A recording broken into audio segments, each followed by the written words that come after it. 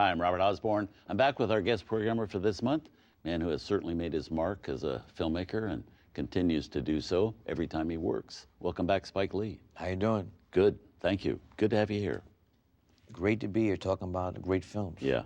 The next film Spike has chosen for us from the TCM vault is A Face in the Crowd, a really exceptional drama about a man's rise to power, one of the great films from director Elia Kazan.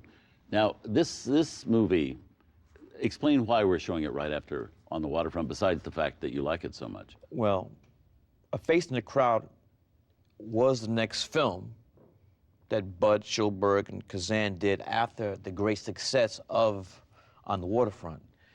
And like we pointed out earlier, with Billy Wilder's success of Sunset Boulevard and this next film, Ace in the Hole, these films, the audience of 1950s were not ready for these films. Right.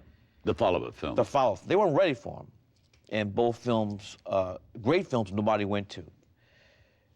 With if Kazan and Schulberg had not done Face in the Crowd, Pat Chayefsky would not have done Network. I mean, there's a direct correlation between it. And the thing about this film was amazing to me is that they had the crystal ball. So many things they dealt with here didn't come to fruition too many years later, but it happened. The power of TV. You look at this, you look at Andy Griffith, great performance as Lonesome Rhodes, and his rise in television. Is that Miss Oprah Winfrey? I mean, there's so many things that you can see. They have this thing called Vitajex. No one even knew about Viagra or Cialis. I mean, that's what Vitajex is. Right. And there's this wonderful montage where they show like commercials for this wonder drug, Vitajex. Right. But also, like you pointed out, the A Face in the Crowd would never have been made if they hadn't had a great success with On the Waterfront. Yes. Like earlier. You know, they give you one. Yeah. You know, they wouldn't have given them the money if it hadn't been a big success. You got a lot of times. I mean, that's when a lot of times when you do your most personal work. Right. On behind the follow-up to a hit. Right. Yeah. And it still works that way today. Still today. Yeah. We're going to see it right now. Here's the film with a cast that also includes a very serious Walter Matthau, and in their film debuts, Lee Remick and Anthony Franciosa. And this, of course, was also the first film for Andy Griffith.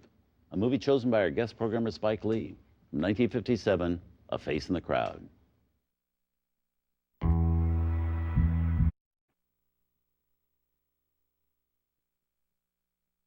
That is so amazing. Andy Griffith's performance, his first film, as well as the first film of Lee Remick, who played Betty Lou, and Anthony Franciosa, who played Joey. And I'm here with the man who selected that movie for us, this month's guest programmer, writer and director Spike Lee. What a good movie that is. Power corrupts, huh? Yes, indeed it does. Now, you've got a poster from that, too, don't you? Another lobby card, Robert. I think it's so fascinating that you collect these. Face in the Crowd, signed by Bud Schulberg. Yeah, I didn't get Kazan to sign this one, but signed by That's great. By Bud. That's great. So these are all how many posters do you have? I got a ton of them. I got Fellini, 8.5. Yeah. Strada, Fellini. I got stuff signed by Kurosawa. I mean, that's great. The big and the European, they're like 8 sheets. Those things are huge. Yeah, beautiful. Also, the artwork and yes, some of those posters is extraordinary. Right. Now, let's talk a little about you. You have a new movie out this summer. Yes, called Red Hook Summer. Red Hook Summer. And it's about a young kid who grows up in a middle-class background in Atlanta, Georgia, raised by a single mom, is being sent from comfortable Atlanta, Georgia, to spend the summer in the Red Hook Projects, which in Brooklyn, New York, with his grandfather, who's never seen. So, came out very good. Yeah, great. And you also teach. I don't know that a lot of people maybe know that. Well, I mean, I went to Morehouse, and from Morehouse I went to New York University Graduate Film School, where I finished there, and so I've been a professor there for the last 15 years. Yeah. NYU Graduate Film School. I'm also artistic director there, too. So I come from a long line of educators in my family, and I love to teach. Oh, that's great. Well, I think it's interesting, too, how the love of cinema inspired you, so much so that you pay homage to many of those films in your films. Yes, and my mother used to drag me to movies. At that time, I just went to They were enjoyable, but I had no idea I wanted to be a filmmaker. So, but those seeds, my mother was very smart because, not just for me, but for my siblings, she exposed as much. She was dragging us to Broadway plays, King and I, all this. I mean, I didn't want to go, but it didn't matter. She was taking us. All right.